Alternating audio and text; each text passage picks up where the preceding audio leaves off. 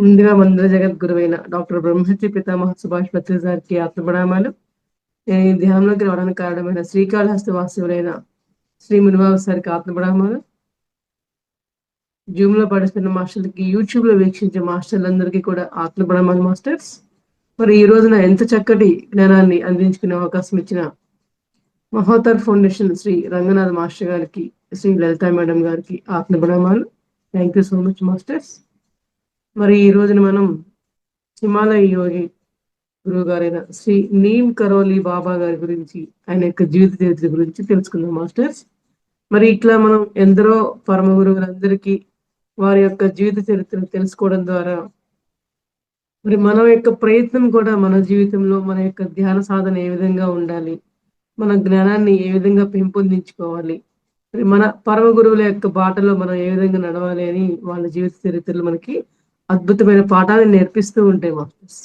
మరి మనం వినడమే కాకుండా మన వంతు ప్రయత్నం ఏ విధంగా ఉండాలనేది ప్రతి ఒక్కళ్ళు కూడా నేర్చుకునే ప్రయత్నం చేద్దాం.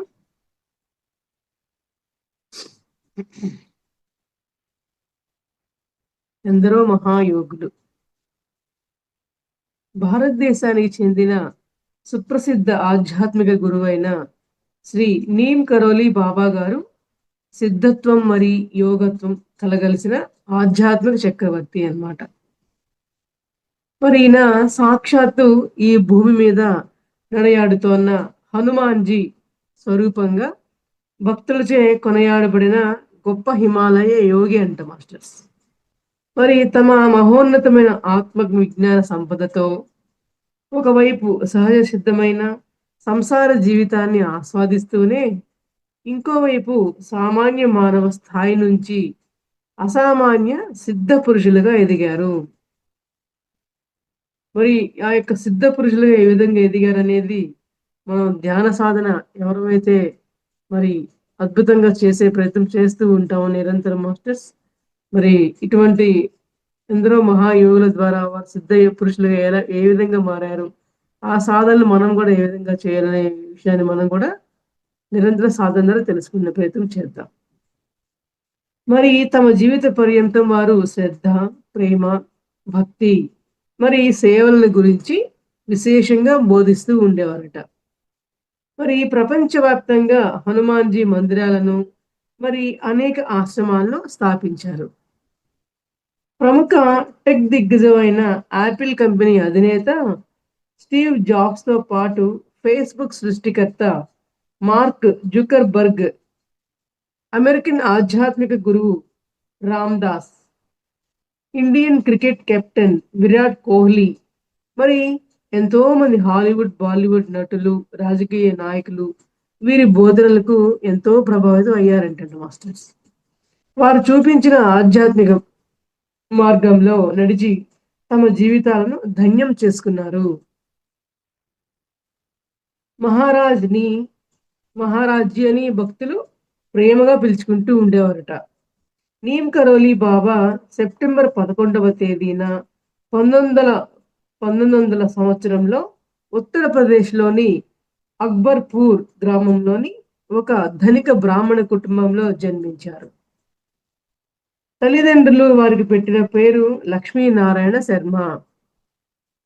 ఆ చిన్నారికి 8వ ఏటనే మాతృవియోగం జరగడంతో తండ్రి 2వ వివాహం చేసుకున్నారు. సౌది తల్లి ఆలనలో లక్ష్మీనారాయణ శర్మ చిన్నతనం నుంచే అసాధారణమైన ప్రతిభని కనబరుస్తూ ఉంటూ ఉండేవారట. మరి అతడు ముఖ్యంగా హనుమాన్జీ పట్ల గొప్ప భక్తిని ప్రదర్శిస్తూ ఉండేవారట ఎప్పుడు కూడా. బాల్యంలోనే అతడు తన కుటుంబాన్ని మరి స్నేహితులను ఆశ్చర్యపరిచేలాగా అనేక సిద్ధులను ప్రదర్శిస్తూ ఉండేవారట. మరి చదువులో చురుకుగా ఉండి ఉపాధ్యాయుల మన్ననలను కూడా ఎంతో పొందుతూ ఉండేవారు. బాల్యంలోనే సాంప్రదాయ బ్రాహ్మణ కుటుంబానికి తగిన విద్యలన్నీ అభ్యసించారు. సంస్కృతంలో మంచి జ్ఞానాన్ని కలిగి ఉంటూ శాస్త్రాలు, వేదాలు, పురాణాలు మరి ఉపనిషత్తులు క్షుణ్ణంగా అధ్యయనం చేశారట మాస్టర్స్. సాధారణమైన పిల్లలకు భిన్నంగా అతడు తన సమయాన్ని ఎక్కువగా ధ్యానం, జపము మరి భగవంతుని ఆరాధనలో గడిపేవారు. ఈ క్రమంలోనే లక్ష్మీనారాయణ శర్మకు 11 సంవత్సరాల వయసు రావడంతో పెద్దలు అతనికి ప్రక్క గ్రామమైన బాదంబాస్‌కి చెందిన 9 సంవత్సరాల వయసు గల బాలిక రాంబేటితో వివాహం జరిపించారు. అప్పట్లో అలా బాల్య వివాహాలు సర్వసాధారణంగా జరిగేవి. కానీ లక్ష్మీనారాయణ మాత్రం తాను ఆధ్యాత్మిక దారిలోనే నడవాలని నిశ్చయించుకున్నారు. కనుక అతనికి సంసార జీవితం రుచించలేదట. అప్పట్లో మరి అలా బాల్య వివాహాలు సర్వసాధారణంగా జరుగుతూ ఉండేవి కాబట్టి అతనికి సంసార జీవితం అనేది నచ్చలేదు అని చెప్తున్నారు. దాంతో వివాహం అయిన తర్వాత కూడా ఎప్పుడు మానసికంగా భగవంతునికి అంకితం అయి ఉంటూ ఉండేవారట. కొద్ది సంవత్సరాల తర్వాత భగవంతుని తత్వాన్ని తెలుసుకోవడానికి సన్యాస మార్గాన్ని అనుసరిస్తూ అతడు తన కుటుంబాన్ని విడిచిపెట్టి దేశాటనకు బయలుదేరారు. అతని కోసం తండ్రి మరియు ఊరి ప్రజలంతా కూడా ఎంతో వెతికారు. కానీ ఆచూకీ తెలియలేదు. అలా ఇంటి నుంచి బయలుదేరిన లక్ష్మీనారాయణ శర్మ గుజరాత్ రాష్ట్రంలోని రాజ్‌కోట్‌లో ఉన్న ఒక ఆశ్రమానికి చేరుకున్నాడు. ఆ ఆశ్రమంలో అతడే చిన్నవాడు కావడంతో గురువు గారికి, అక్కడ ఉన్న విద్యార్థులకు, మరి సాధకులకు అతడు సేవలు చేస్తూ ఉండేవారట. లక్ష్మీనారాయణ యొక్క క్రమశిక్షణ, మరి సేవా తత్వాన్ని చూసిన గురువుగారు తన తర్వాత అతడిని ఆశ్రమానికి ఉత్తరాధికారిగా ప్రకటించడం జరిగింది. అయితే ఆ ఆశ్రమంలో అతడు అందరికంటే చిన్నవాడు కావడంతో మిగతా సాధకులకు అది రుచించలేదు. కానీ గురువుగారు మాత్రం అతడి వినయాన్ని, మరి విద్యను అభ్యసించడంలో అతడికి ఉన్న శ్రద్ధను చూసి ఎంతో ముచ్చట పడుతూ ఉండేవారట. అతని మీద ప్రేమతో అతడికి ఎన్నో సాధనా రహస్యాలు కూడా తెలియజేస్తూ ఉండేవారట మాస్టర్స్. లక్ష్మీనారాయణ శర్మ కూడా తన సమయాన్నంతా చక్కగా ధ్యాన సాధనలోనే గడుపుతూ గురువుగారి గురించి ఎంతో జ్ఞానాన్ని పొందుతూ ఉండేవారట. కొన్నాళ్లకు ఆశ్రమ గురువు గారు లక్ష్మీనారాయణ శర్మ పేరును బాబా లక్ష్మణ్ దాస్‌గా మార్చి అతనికి ఆశ్రమం యొక్క పూర్తి బాధ్యతలను అప్పగించడం జరిగింది. దాంతో ఆశ్రమంలోని ఇతర సాధకులు గురువుగారిపై కోపం తెచ్చుకుని తిరుగుబాటు చేశారట. అది చూసిన బాబా లక్ష్మణ్ దాస్ గురువుగారి అనుమతి తీసుకొని ఆశ్రమాన్ని విడిచిపెట్టి విశాల ప్రపంచంలోకి వెళ్ళిపోయాడు. ఆశ్రమానికి ఎందుకు వచ్చేది? ప్రశాంతంగా ఉండటానికి. అక్కడ కూడా రాజకీయాలు అయితే ఇంకెక్కడ ఉండాలి మాస్టర్స్? అందువల్ల ఆయన విశాల ప్రపంచంలోకి వెళ్ళిపోయాట. అక్కడి నుంచి అతడు బబనియా అనే గ్రామానికి వెళ్ళి ఆ గ్రామానికి దగ్గరలో ఉన్న ఒక చెరువులో కూర్చొని ధ్యాన సాధన కోసం చేసుకోవడం కోసం మొదలుపెట్టారు. తమ సాధనలో భాగంగా వారు రామనామ జపం చేస్తూ ఉంటే సాక్షాత్తు హనుమంతుల వారి వచ్చి వారి పక్కన కూర్చొని ఉండేవారట. అది చూసిన గ్రామస్తులు అంతా బాబా లక్ష్మణ్ దాస్‌ని భగవంతుడి అవతారంగా పూజిస్తూ వారిని తలాల్ బాబా అని పిలుచుకునేవారట. తలాల్ బాబా అంటే చెరువు అని అర్థం. కొన్నాళ్లకు అదే బబానియా గ్రామంలో బాబా లక్ష్మణ్ దాస్ గారు తన స్వహస్తాలతో హనుమంతుడి విగ్రహాన్ని తయారు చేసి అక్కడ ఒక గుడి కట్టించడం జరిగింది. అది వారు నిర్మింపజేసిన మొట్టమొదటి హనుమంతుడి గుడి. ఆ తర్వాత భారతదేశంలోనే కాకుండా హిమాలయాలలో మరి ఇతర దేశాలలో కూడా వారు అనేక హనుమాన్‌జీ మందిరాలను కట్టించడం జరిగింది. బబనియా గ్రామంలో వారి దినచర్య గంటలు గంటలు చెరువులో కూర్చొని ధ్యాన సాధన చేసుకోవడం, ఆ తర్వాత గుడికి వచ్చి అక్కడ జపం చేసుకోవడం. ఇలా వారు తమ సమయాన్నంతా కూడా ధ్యానంలో మరి జపంలో ఉంచటం వల్ల వారికి అనేక సిద్ధులు సంక్రమిస్తూ ఉన్నాయంట మాస్టర్స్. మరి వారి సిద్ధులు ఎలా ఉండేవంటే ఒకసారి ఆ గ్రామానికి చెందిన ఒక భక్తుడు వచ్చి, "బాబా నాకు జిలేబీ తినాలని ఉంది" అని అడగగానే బాబా వెంటనే గాలిలో తన చేతిని అలా తిప్పి ఇలా రుచికరమైన జిలేబీని తెప్పించారంట మాస్టర్స్. అప్పటి బాబా వయసు 16 సంవత్సరాలు మాత్రమే. అంటే 16 సంవత్సరాల వయసు వచ్చేసరికే వారు అనేక సాధనలు చేసి ఎన్నెన్నో సిద్ధులు పొందరని తెలియడం జరిగింది. అలా కొంతకాలం బబానియాలో గడిపాక ఇక ఇక్కడి నుంచి కూడా వెళ్ళిపోవాలి అని వారికి అనిపించిందిట. దాంతో ఆ గ్రామానికి దగ్గరలో ఉన్న ఒక మాతాజీకి గుడి నిర్వహణ బాధ్యతలను అప్పగించి గంగా నది స్నానం చేయడానికి రైలులో ఉత్తరప్రదేశ్‌కు బయలుదేరారు. అలా రైలు కొంత దూరం ప్రయాణించాక టికెట్ కలెక్టర్ వచ్చి టికెట్ చూపించమని అడగగా, "బాబా సాధువును అయిన నా దగ్గర డబ్బు లేదు కనుక నేను టికెట్ కొనలేదు" అని చెప్పారు. దాంతో టికెట్ కలెక్టర్ ట్రైన్ ఆపించి మార్గమధ్యంలోనే బాబాను బలవంతంగా ట్రైన్‌లో నుంచి దింపేశారట. ఆ ప్రదేశమంతా చీకటిగా ఉండడంతో బాబా మెల్లగా నడుచుకుంటూ వెళ్ళి అక్కడ ఉన్న ఒక పెద్ద చెట్టు కింద కూర్చొని ధ్యానం చేసుకోవడం మొదలుపెట్టాడు. అయితే బాబాను దించివేసిన తర్వాత గార్డ్ ట్రైన్ బయలుదేరడానికి ఆకుపచ్చ జెండా సిగ్నల్ ఇవ్వగా కూడా ట్రైన్ ముందుకు కదలటలేదంట మాస్టర్స్. సిగ్నల్ ఇచ్చినా కూడా ట్రైన్ ముందుకి కదలటలేదట. డ్రైవరు రైలు ముందుకు నడవడానికి ఎంత ప్రయత్నించినా కూడా అది ససేమిరా ముందుకి కదలట్లేదంట ట్రైన్. అలా చాలా సేపు ప్రయత్నించిన తర్వాత ఇక లాభం లేదని పక్క స్టేషన్ నుంచి రైలు అధికారులకు, మరి ఇంజినీర్లకు కబురు పంపించారు. వాళ్ళు వచ్చి ప్రయత్నించినా కూడా ఆ రైలు కదలకపోగా ఎటువంటి సాంకేతిక లోపం ఉన్నట్లుగా కూడా వాళ్ళకి అనిపించలేదు. ట్రైన్ ఇలా గంటల తరబడి మార్గమధ్యంలోనే అర్ధాంతరంగా ఆగిపోవడంతో ఏం జరిగిందో అన్న కుతూహలంతో పక్కనే ఉన్న గ్రామస్తులతో పాటు ప్రయాణికులందరూ కూడా రైలు దిగి అధికారులను వాకప్ చేయటం మొదలుపెట్టారు. "ఏమైంది? ఏమైంది? ట్రైన్ ఎందుకు ఇంతసేపు ఆగింది" అని. ఆ ప్రయాణికులలో ఉన్న ఒక జడ్జి గారు అక్కడ చెట్టు కింద కూర్చొని ధ్యానం చేస్తున్న బాబా లక్ష్మణ్ దాస్ గారిని చూసి టికెట్ కలెక్టర్ ద్వారా విషయం తెలుసుకున్నారు.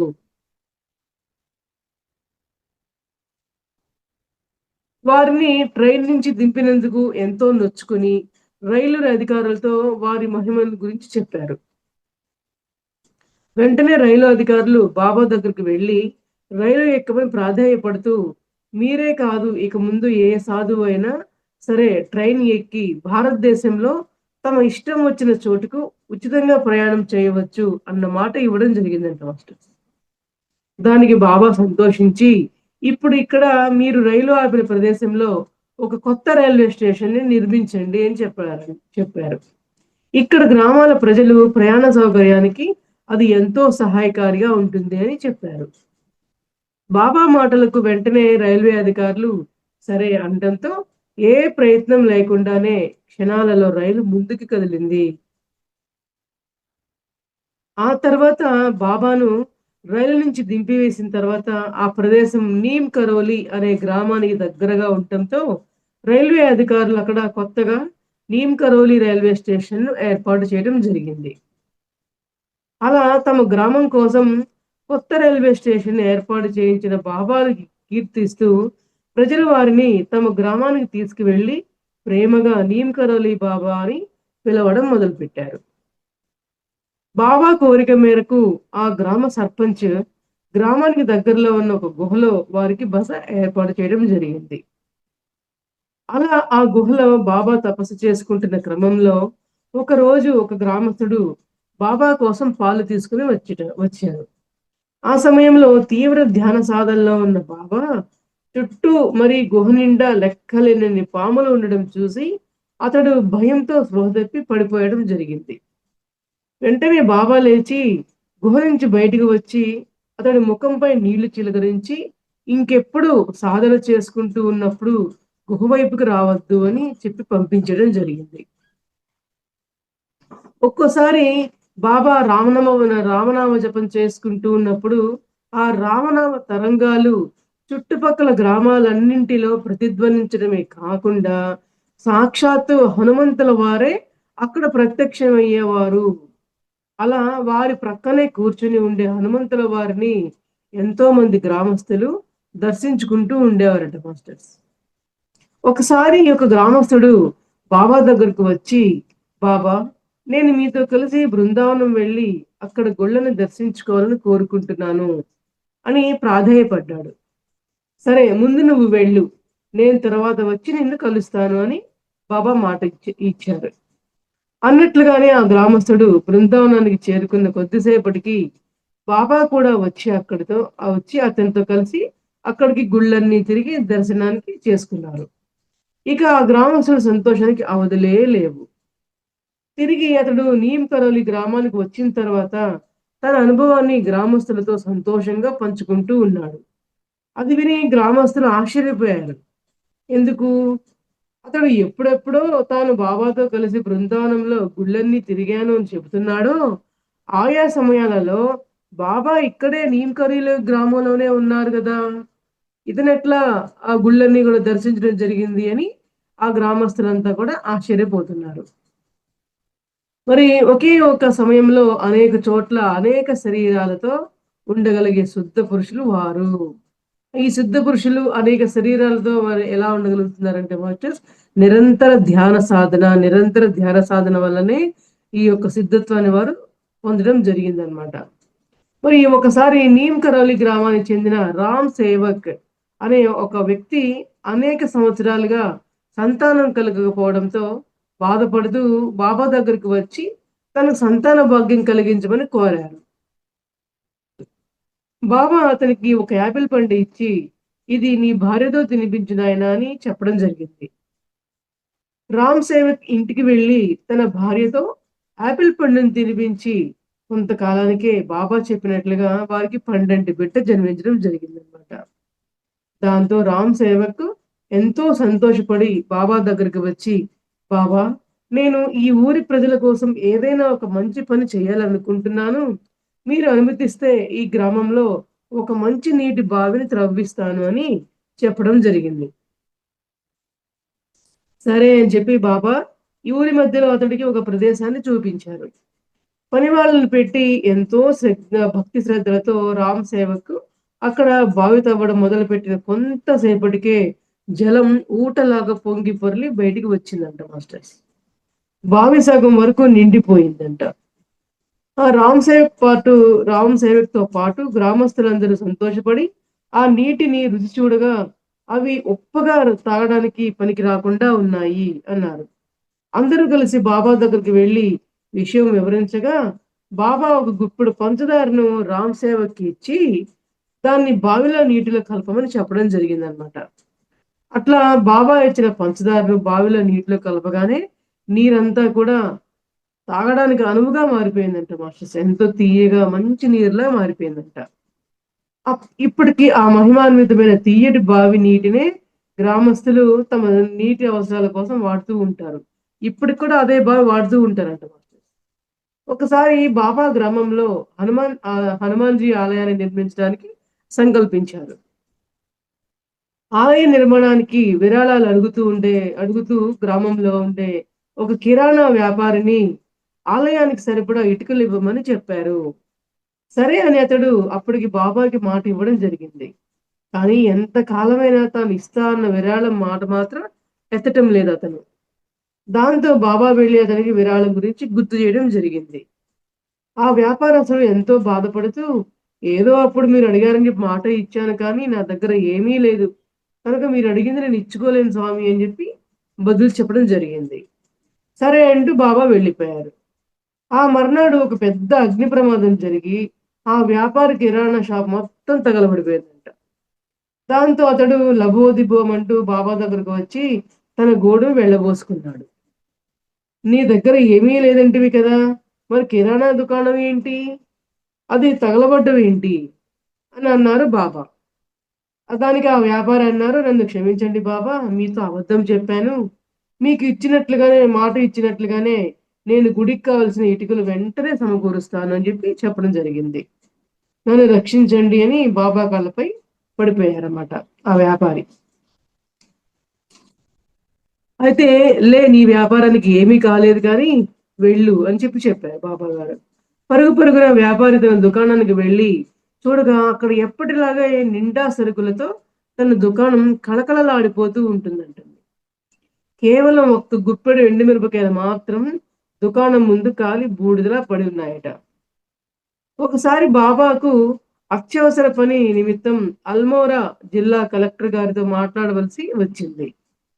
అప్పట్లో టెలిఫోన్ సౌకర్యం అంతగా లేకపోవడంతో వారు ఒక చెట్టు దగ్గరికి వెళ్లి దాన్ని ఆనుకొని నిలబడి వాయులీన విద్య ద్వారా ఆ కలెక్టర్ గారితో మాట్లాడారు. అంటే ఈరోజు మనం వినియోగిస్తున్న 3G, 4G మరియు 5G సెల్ ఫోన్ టెక్నాలజీ ఆ రోజే వారు తన అతీంద్రియ శక్తులతో సహాయంతో ఉపయోగించారన్నమాట మాస్టర్స్.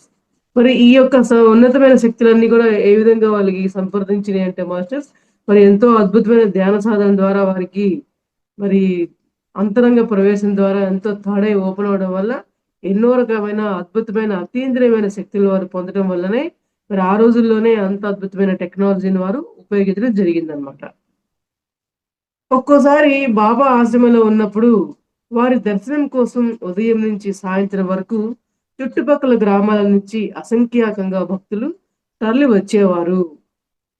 బాబా వారికి తన ప్రక్కనే ఉన్న గంపలో నుంచి పళ్ళని తీసిస్తూ ఉండేవారు.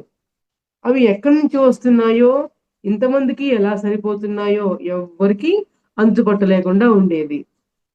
అదే విషయం బాబాని అడిగినప్పుడు, "ప్రకృతి ప్రసాదిస్తోంది నాయనా, నేను ఇస్తున్నాను అంతే" అని చెప్పేవారు నవ్వుతూ.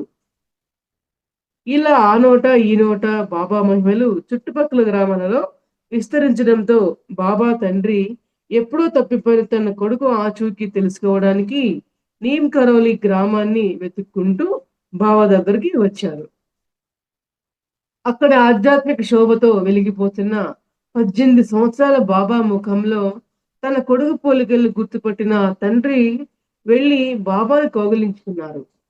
ఆయన కోసమే తపిస్తూ ఇంటి దగ్గర ఎదురు చూస్తున్న అతడి భార్య రాంబేటి జీవితానికి న్యాయం చేయమని కోరాడు. బాబా కూడా తన తండ్రికి పాదనమస్కారం చేసి ఆయన కోరిక మేరకు తన గ్రామమైన అక్బర్పూర్‌కి తిరిగి వెళ్లారు. ఆనాడు రామాయణంలో తన తండ్రి దశరథ మహారాజు మాటను గౌరవిస్తూ శ్రీరాముడు ఇంటిని విడిచి వనవాసానికి వెళ్తే, ఈనాడు నీమ్ కరోలి బాబా గారు తన తండ్రి మాటను గౌరవిస్తూ సన్యాసాశ్రమం నుంచి విడిచిపెట్టి గృహస్థాశ్రమానికి వెళ్ళటం జరిగింది. అలా తమ గ్రామానికి చెందిన చిన్నారి లక్ష్మీనారాయణ శర్మ గొప్ప మహిమాన్వితమైన గురువు అయిన నీమ్ కరోలి బాబాగా ఎదిగి తిరిగి తమ గ్రామంలోకి వచ్చారని తెలుసుకున్న గ్రామస్తులు ఎంతో సంతోషించి వారికి ఘన స్వాగతం పలికారు. అక్కడే తననే నమ్ముకొని తన కోసం వేచి చూస్తున్న తన భార్య రాంబేటిని చూసి కలుసుకొని బాబా గృహస్థాశ్రమాన్ని మొదలుపెట్టి ముగ్గురు బిడ్డలను జన్మను ఇచ్చి ఇవ్వడం జరిగింది. తన కర్మ సంచయాన్ని తీర్చుకోవడం కోసం అలా గృహస్థాశ్రమం ధర్మంలోకి ప్రవేశించినా కూడా వారు తమ ఆధ్యాత్మిక సాధనని ఎన్నడూ మరవలేదు. తన భక్తులందరినీ వారు తన కుటుంబంగానే భావించి ఆత్మజ్ఞాన సాధనలతో వారిని పెంచి పోషిస్తూ అనేక మంది శిష్యులను తమకు ఆధ్యాత్మిక సంతానంగా మలుచుకున్నారు. అవి రెండవ ప్రపంచం ముమ్మరంగా జరుగుతున్న రోజులు. ఆ సమయంలో అక్బరు అక్బర్పూర్ గ్రామ సమీపంలో ఒక ఆర్మీ రిజిమెంట్ ఏర్పాటు చేయబడింది. దానికి అధికారిగా కల్నల్ మెకనన్ ఉండేవారు. ఆయనకి సాధు సన్యాసులంటే అస్సలు గిట్టేదే కాదంట. ఒకరోజు నీమ్ కరోలి బాబా అతడి క్వార్టర్స్‌కి వెళ్లి సెక్యూరిటీ గార్డులు అడ్డు చెప్తున్నా వినకుండా వెళ్లి అతడి మంచంపై పడుకున్నాడు. కాసేపటికి తన విధుల్ని ముగించుకున్న క్వార్టర్‌కి తిరిగి వచ్చిన కల్నల్ మెకనన్ తన మంచంపై బాబా పడుకొని ఉండటం చూసి కోపంతో రగిలిపోయారంట. ఆయనను ఎంతో నానా దుర్భాషలాడటం జరిగింది. అన్నీ వింటూ కూడా బాబా ఏమాత్రం కోపం తెచ్చుకోకుండా కళ్ళల్లోకి చూసి నవ్వుతూ కూర్చున్నాడు. అలా చాలా సేపు బాబాని తిట్టి తిట్టి అలసిపోయిన కల్నల్‌కు ఏం జరిగిందో తెలీదు కానీ ఒక్క ఉదుటున వంటగదిలోకి వెళ్ళి ఒక్క గ్లాసు నిండా పాలు మరి ఒక బుట్ట నిండా పళ్ళు తీసుకువచ్చి భక్తిపూర్వకంగా బాబాకి సమర్పించుకున్నాడు. అది చూసిన కల్నల్ సిబ్బంది ఆశ్చర్యపోయారు. బాబా లేచి, "నువ్వు తొందరలోనే ఆర్మీ జనరల్ అయిపోతావు పో" అని చెప్పి అక్కడి నుంచి వెళ్ళిపోయారు. నిజానికి కల్లల్ మెకనన్ కంటే ముందు ఆ పోస్ట్ కోసం ఎందరో సీనియర్స్ వెయిట్ చేస్తూ ఉన్నారట. జీవితకాలంలో ఆర్మీ జనరల్ కావడం అనేది అసంభవం అని కల్లల్‌కి తెలుసు. అయినా అతి కొద్ది కాలంలోనే అంటే రెండవ ప్రపంచ యుద్ధం ముగియడంతోటే సీనియర్‌లందరినీ కాదని బ్రిటిష్ ప్రభుత్వం కల్లల్ మెకనన్‌ను ఆర్మీ జనరల్‌గా నియమించడం జరిగింది. ఇలా నీమ్ కరోలి బాబా గారు ఒకవైపు గృహస్థ జీవితాన్ని గడుపుతూనే, ఇంకోవైపు తమ ఆధ్యాత్మిక సిద్ధులను ప్రదర్శిస్తూ ఉండేవారు. ఈ క్రమంలోనే వారు ఉత్తరాఖండ్ రాష్ట్రంలోని కైంచీ ధామ్ అనే ఒక ప్రదేశానికి వెళ్ళినప్పుడు, అక్కడ పూర్ణానంద తివారీ అనే ఒక పెద్ద మనిషిని కలిశారు. అతన్ని చూస్తూనే బాబా, "నువ్వు చాలా కాలంగా జీర్ణకోశానికి చెందిన ఒక పెద్ద అనారోగ్యంతో బాధపడుతున్నావు. కానీ తొందరలోనే అందులో నుంచి బయటపడతావు" అని చెప్పారన్నమాట. నిజానికి పూర్ణానంద తివారీ గత 25 సంవత్సరాల నుంచి తీవ్రమైన అనారోగ్యంతో బాధపడుతూ, అందుకోసం తిరగని డాక్టర్ లేడు. మరి వేసుకొని మందు లేదు. అలాంటిది తనను చూసి చూడడంతోటే తన అనారోగ్యం గురించి చెప్పిన బాబాపై అతడికి ఎంతో గురి కుదిరింది. బాబా చెప్పినట్లే అతి కొద్ది కాలంలోనే సంపూర్ణ ఆరోగ్యవంతుడు అయిన తివారీ బాబా దగ్గరకు వచ్చి, వారు ఏం చెప్పినా చేస్తానని ఆ మాట ఇవ్వడం జరిగిందన్నమాట. దానికి బాబా, "ఇప్పుడు కాదు. సరిగ్గా 20 సంవత్సరాల తర్వాత నువ్వు నా దగ్గరికి రావాలి. అప్పుడు నువ్వు ఏం చేయాలో నేను చెబుతాను" అని పంపించారు. అన్నట్లే సరిగ్గా 20 సంవత్సరాల తర్వాత పూర్ణానంద తివారీ బాబా దగ్గరికి వచ్చిన తర్వాత బాబా ఎంతో సంతోషపడి అతడిని నైనిటాల్ దగ్గరలో ఉన్న ఒక ప్రదేశానికి తీసుకువెళ్ళి అక్కడ ఒక పెద్ద ఆశ్రమాన్ని కట్టడానికి సంకల్పించాను. అందుకు సంబంధించిన వ్యవహారాలన్నీ నువ్వే చూసుకోవాలని ఆదేశించారన్నమాట. పూర్ణానంద తివారీ ఆ గ్రామానికి చెందిన పెద్దలని పిలిచి బాబా చెప్పిన విషయం మాట్లాడగా, వారు ఆ ప్రదేశమంతా ఫారెస్ట్ డిపార్ట్మెంట్ అధీనంలో ఉంది. కనుక అక్కడ ఆశ్రమం కట్టించాలంటే వాళ్ళ అనుమతి తీసుకోవాలి అని తెలిపారు. వెంటనే బాబా, "కేంద్ర అటవీ శాఖ మంత్రి ఎవరు?" అని అడిగారు. చౌదరి కిరణ్ సింగ్ గారు అని గ్రామ పెద్దలు చెప్పగా, బాబా అయితే రేపు చరణ్ సింగ్ గారే ఇక్కడికి వచ్చి మనకి అనుమతులన్నీ మంజూరు చేస్తారు అని చెప్పారు. అనుకున్నట్లుగానే మర్నాడు ఒక పెద్ద కాన్వాయ్‌తో అక్కడికి వచ్చిన కేంద్ర మంత్రి శ్రీ చౌదరి చరణ్ సింగ్ గారు గ్రామస్తుల కోరిక మేరకు ఆ ప్రదేశానికి కూడా వచ్చి పరిశీలించిన వెంటనే అక్కడ ఆశ్రమ నిర్మాణానికి అనుమతులను మంజూరు చేయటం జరిగిందన్నమాట. అయితే ఢిల్లీకి తిరిగి వెళ్లే ముందు బాబాని దర్శించుకోగా, బాబా వారితో, "నువ్వు భారతదేశానికి ప్రధానమంత్రి అయిపోతావు పో" అని అన్నారన్నమాట. బాబా దీవించినట్లే చౌదరి చరణ్ సింగ్ గారు 1979లో భారతదేశపు 5వ ప్రధానమంత్రిగా ప్రమాణ స్వీకారం చేయడం జరిగిందన్నమాట. అలా అతి తక్కువ కాలంలోనే నిర్మాణాన్ని పూర్తి చేసుకున్న కైంచీ ధామ్ ఆశ్రమంలో నిస్వార్థ సేవతో కూడిన ఆసుపత్రులు, పాఠశాలలు, మరి అనాథాశ్రమాల వంటి ధార్మిక సంస్థలు ఏర్పాటు చేయబడ్డాయి. సమాజంలోని వెనుకబడిన మరి అణగారిన వర్గాల ప్రజలు ఎందరో ఇక్కడ ఆశ్రయాన్ని పొందుతున్నారు. ఇక్కడ స్వచ్ఛంద సేవకులు మరి సిబ్బంది యొక్క అవిశ్రాంత కృషితో పాటుగా నీమ్ కరోలి బాబా యొక్క కరుణ, ప్రేమ మరి ఏకత్వంల యొక్క బోధనలతో కైంచీ ధామ్ ఆశ్రమం భారతదేశంలోని ఆధ్యాత్మిక సంస్థలన్నింటిలోకి ముందంజలో నిలుస్తోంది. ఒకసారి కైంచీ ధామ్ ఆశ్రమంలో బాబా ఒక యజ్ఞం తలపెట్టారు. అందుకు గాను అనేక యజ్ఞకుండాలను ఏర్పాటు చేయడం జరిగింది. దేశ విదేశాల నుంచి ఎందరో భక్తులు ఆ యజ్ఞంలో పాల్గొనటానికి తరలివచ్చారు. అయితే ఒకరోజు యజ్ఞంలో సమర్పించడానికి కొంత ఆవు నెయ్యి తక్కువ పడటంతో నిర్వాహకులు ఏం చేయాలో పాలుపోక బాబాకు విన్నవించుకున్నారు. బాబా అందులోని కొందరు భక్తులతో 2 బిందెలు తీసుకురమ్మని రామనామం జపిస్తూ దగ్గరలో ఉన్న నదికి వెళ్లి ఆ బిందెలతో నీళ్లు తీసుకురమ్మని చెప్పారు. బాబా చెప్పినట్లే వాళ్ళు రామనామం జపిస్తూ భక్తి శ్రద్ధలతో నదికి వెళ్లి బిందెలతో నీళ్లు తీసుకువచ్చి వాటిని యజ్ఞకుండాల దగ్గర దింపినప్పుడు చూస్తే అవి గుమగుమలాడే స్వచ్ఛమైన తాజా ఆవు నెయ్యితో నిండి ఉన్నాయి. భక్తులందరూ ఎంతో ఆశ్చర్యపోతూ ఇక ఏ ఆటంకం లేకుండా యజ్ఞం జరిగిపోయింది. ఆ తర్వాత బాబా భక్తులతో మీరు నది నుంచి నీళ్లు తీసుకువచ్చిన బిందెల నిండా స్వచ్ఛమైన ఆవు నెయ్యిని నింపుకుని వెళ్లి నదిలో కలపండి అని చెప్పారు. ప్రకృతి పట్ల ఎంతటి కృతజ్ఞతా భావంతో ఉండాలో ఈ ఉదంతం ద్వారా బాబా తెలియజేశారు. ఒకసారి అమెరికా దేశం హార్వర్డ్ యూనివర్సిటీలో రిచర్డ్ ఆల్బర్ట్ అన్న ఒక శాస్త్రవేత్త ఆధ్వర్యంలో ఐఎస్డి అనే మాదక ద్రవ్యంపై పరిశోధనలు జరుగుతున్నాయి. అయితే ఆ పరిశోధనలో వాళ్ళు డ్రగ్ ని 18 సంవత్సరాల లోపు యువకులకు ఇవ్వరాదు అనే నిబంధన ఉంది. అయితే పొరపాటున ఆ డ్రగ్ ని 18 సంవత్సరాల వయసులోపు ఉన్న 6 విద్యార్థులకు ఇవ్వడంతో యూనివర్సిటీ అధికారులు ఆ పరిశోధనా బృందానికి నాయకుడిగా ఉన్న రిచర్డ్ గారిని మందలించి విధుల నుంచి బహిష్కరించడం జరిగిందనమాట. ఎంతో బాధతో రిచర్డ్ మనశ్శాంతి కోసం అన్ని ప్రదేశాలు తిరుగుతూ భారతదేశానికి వచ్చాడు. అక్కడ భగవాన్ దాస్ అనే ఒక యోగా గురువుని కలిసి నీమ్ కరోలి బాబా గురించి తెలుసుకొని కైంచి ధామ్‌లో ఉన్న వారి ఆశ్రమానికి వెళ్ళాడు.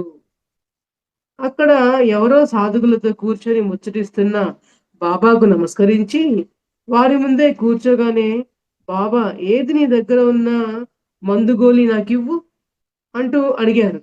ఆశ్చర్యపోయిన రిచర్డ్ తన జేబులో నుంచి ఒక ఐఎస్‌డి మాత్రను తీసి బాబాకు ఇచ్చారు.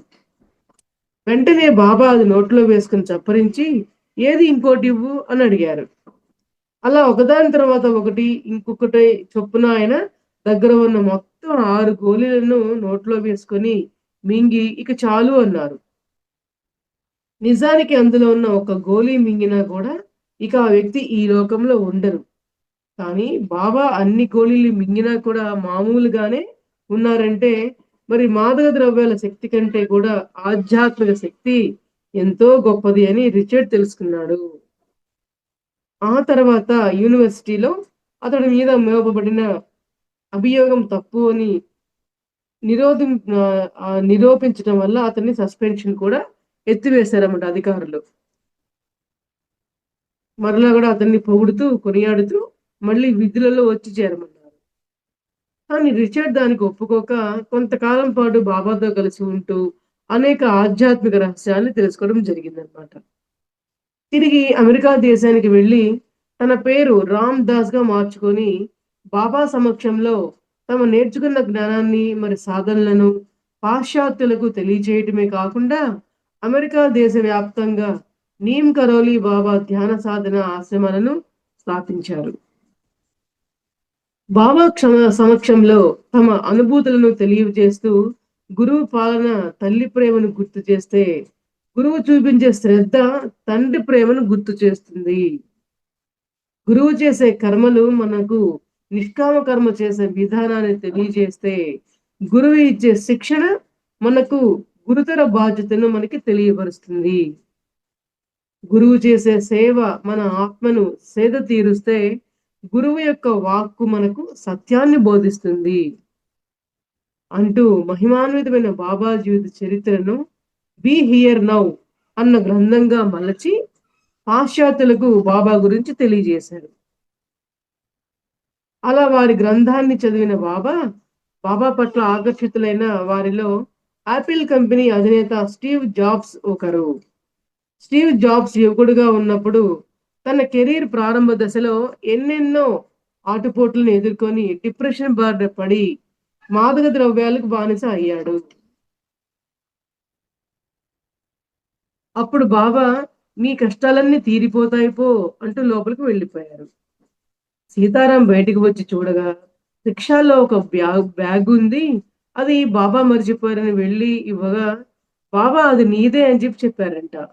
ఇంటికి వెళ్ళాక ఆ బ్యాగుని తెరిచి చూస్తే రాగి చెంబు నిండా కూడా బంగారు నాణేలు ఉన్నాయి.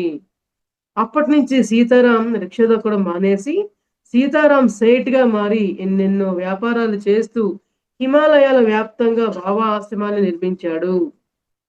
ఒక్కసారి బాబా కాంచీధామ్ ఆశ్రమంలో ఉన్నప్పుడు తన శిష్యుడిని పిలిచి, నేను బృందావన్ ఆశ్రమానికి వెళ్ళటానికి నా కోసం రైలు టికెట్ తెప్పించమని కోరారు.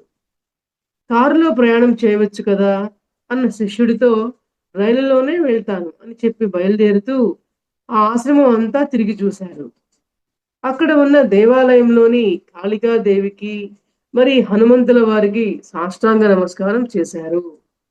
అంతలోనే ఆకాశమంతా మేఘావృతమై ఉరుములు మెరుపులతో పెద్ద గాలి వచ్చి బాబా భుజంపై ఉన్న కంబల్ని దూరంగా విసిరివేసింది. శిష్యులు వెంటనే దాన్ని దులిపి మళ్ళీ బాబా పైకి వేయబోగా వారిని వారిస్తూ, ఇక దాని అవసరం నాకు లేదు అని చెప్పి బయటికి వెళ్ళిపోయారు. మర్నాడు బాబా మధుర స్టేషన్‌కి చేరుకోగానే అక్కడ భక్తులు వారిని బృందావనం ఆశ్రమానికి తీసుకొని వెళ్ళటానికి వచ్చి ఉన్నారు. కానీ అప్పటికే బాబా గారు విపరీతమైన జ్వరంతో అపస్మారక స్థితిలో ఉండటం వల్ల వారిని దగ్గరలో ఉన్న రామకృష్ణ మఠం ఆసుపత్రికి తీసుకుని వెళ్లారు. అక్కడ బాబాకి ఆక్సిజన్ మాస్క్ పెడుతుండగా తెలివిలోకి వచ్చిన బాబా తమకి అమర్చిన ట్యూబ్లన్నీ తీసివేసి మంచం పైన ధ్యానంలో కూర్చొని గట్టిగా 3 సార్లు ఓం జై జగదీశ్ హరే అంటూ అతి సునాయాసంగా ప్రాణాలు వదిలేశారు. ఆ రోజు 1974 సెప్టెంబర్ 11వ తేదీ. ఇలా తమ యోగ జీవితాన్ని పరమాద్భుతంగా జీవించిన గొప్ప సిద్ధ పురుషులు, మరి హిమాలయ యోగి అయిన నీమ్ కరోలి బాబా మహారాజ్ ఇప్పటికీ తమ భక్తులకు సశరీరంగా దర్శనమిస్తూ వారికి ఆధ్యాత్మిక మార్గదర్శనం ఇస్తూనే ఉన్నారు. సశరీరంగా దర్శనం ఇవ్వడం అంటే మాస్టర్స్, మరి ఇటువంటి పెద్ద సిద్ధ పురుషులైన గొప్ప గొప్ప మాస్టర్లందరూ కూడా మరి వారి యొక్క శిష్య బృందానికి కావచ్చు, ఎందరో ప్రజలకి వారి యొక్క జ్ఞానాన్ని పంచడానికి మరి సూక్ష్మ రూపంగాను కొంతమందికి దర్శనం ఇస్తూ ఉంటే, కొంతమందికి మరి ఇట్లా శరీరంతోటే దర్శనమిచ్చి వారి యొక్క జ్ఞానాన్ని పంచుతూ ఉంటారనమాట. సశరీరంగా దర్శనం ఇవ్వడం అంటే శరీరంతో దర్శనం ఇవ్వడం, చనిపోయిన తర్వాత కూడా. అటువంటి అద్భుతమైన సాధనలు చేశారు కాబట్టి వాళ్ళని మహనీయులని చెప్పి అంటూ ఉన్నారు. మరి ప్రపంచం నలుమూలల నుంచి వచ్చి వారి ఆశ్రమాన్ని దర్శించుకునే ఎంతో మంది భక్తులు బాబా బోధనలకు ప్రభావితం చెందుతూ తమ తమ జీవితాలలో గొప్ప గొప్ప మార్పులు తెచ్చుకుంటూ ఉన్నారంట మాస్టర్స్. మరి మనందరం కూడా మరి ఇంత గొప్ప సిద్ధులు చూపించిన యొక్క నీమ్ కరోలి బాబా గారు చేసిన సాధన ధ్యాన సాధన ఎంతో అద్భుతమైన అంతరంగ ప్రయాణము. మరి ఎంతో థర్డ్ ఐ ఓపెన్ అవ్వడం వల్ల ఎన్నో మహిమాన్విత శక్తులు పొందడం వల్ల మరి వారి యొక్క శక్తులు మరి మానవాళి అంతటికి కూడా ఎంతో ప్రయోజనకారిగా తయారు చేస్తూ మరి ఎందరికో తన యొక్క శక్తియుక్తుల వల్ల ఎందరికో జ్ఞానాన్ని పంచి వారి యొక్క జీవన గమనాన్ని మనకి ఆదర్శప్రాయంగా నిలుచుకుంటూ ఉన్నారు మాస్టర్స్. మరి వారి యొక్క సాధనని మనం కూడా ఆదర్శప్రాయంగా తీసుకొని మనం కూడా ఇంకా ఇంకా సాధన అద్భుతంగా పెంపొందించుకునే ప్రయత్నం చేస్తూ ఉంటాం మేడం మాస్టర్స్. మరి ఈ రోజున ఎంత అద్భుతమైన నీమ్ కరోలి బాబా గారి జ్ఞానం తెలుసుకున్నాం మనందరం కూడా. మరి ఈ జ్ఞానాన్ని తెలుసుకునే అవకాశం ఇచ్చిన మహోదర్ బాబా ఫౌండేషన్ శ్రీ రంగనాథ మాస్టర్ గారికి, లలిత మేడం గారికి, ఆత్మకుటవాల్ masters, thank you so much.